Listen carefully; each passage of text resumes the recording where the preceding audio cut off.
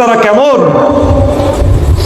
সাধারণ যেগুলো জনগণ, যেগুলো দলের সমর্থক, তাদেরকে বিপদ আপদের মধ্যে ফালায়া নেতা খেতারা চুরি চামারি করে খায়া দেয়া সব পলাইছে।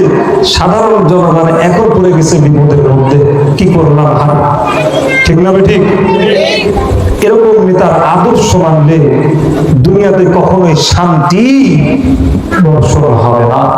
এমন একজনকে নেতা হিসেবে গ্রহণ করতে হবে যার চরিত্রের মধ্যে কোনো মিথ্যা নাই, যার চরিত্রের ভিতরে এমন কোন চুরি চামারি ডাকাতি কোনো কিছু নাই। আর আমাদের নেতারা হয় অনেক নেতার চরিত্র ফুলের মতো পবিত্র, আসলে সে নামাজ পড়ে না। একত্র যার নামাজ নাই তার চরিত্রই নাই।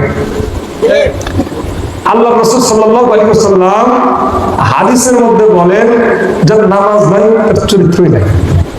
সবচাইতে বড় একটা কথায় কথা চলে আসে, রাসূল সাল্লাল্লাহু আলাইহি ওয়াসাল্লাম একজন আদর্শবানওয়ালা উত্তম চরিত্রের অধিকারী একজন নেতাও ছিলেন। রাসূল সাল্লাল্লাহু আলাইহি ওয়াসাল্লাম পৃথিবীর মাঝে আল্লাহ তাআলা তাকে রাহমাতাল লিল আলামিন, এই দুনিয়ার রহমত আকারে তাকে পাঠাইছেন।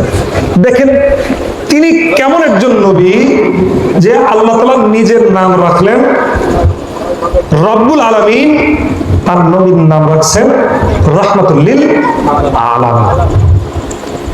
কত বড় একজন নাম!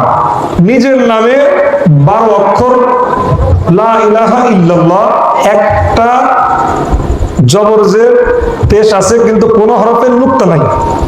কোন হরফের কি নাই? নুক্তা নাই। বন্ধুর নামের অক্ষর মুহাম্মদুর রাসূলুল্লাহ সাল্লাল্লাহু আলাইহি ওয়াসাল্লাম 12টা অক্ষর, 12টা অক্ষরে একটা নুক্তা নাই।